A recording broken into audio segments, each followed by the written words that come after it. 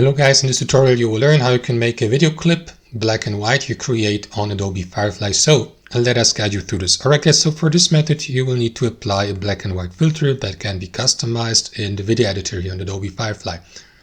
Let me show you how to do that. Navigate to Firefly, navigate to your library on the left hand side, select your generation history here, like videos in this case here.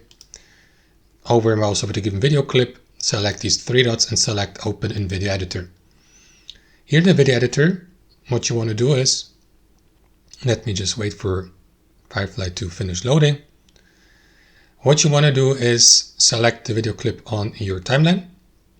Next, navigate to the color adjustments on the left hand side by clicking to Looks or Alt 5. And from here, choose either monochrome, or if you scroll down, black and white classic, this one or that one.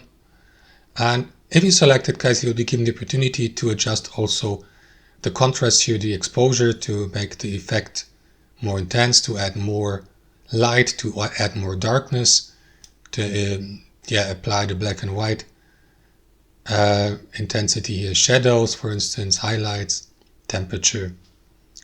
That's how it works, guys. Thanks for watching, and I'll see you next time.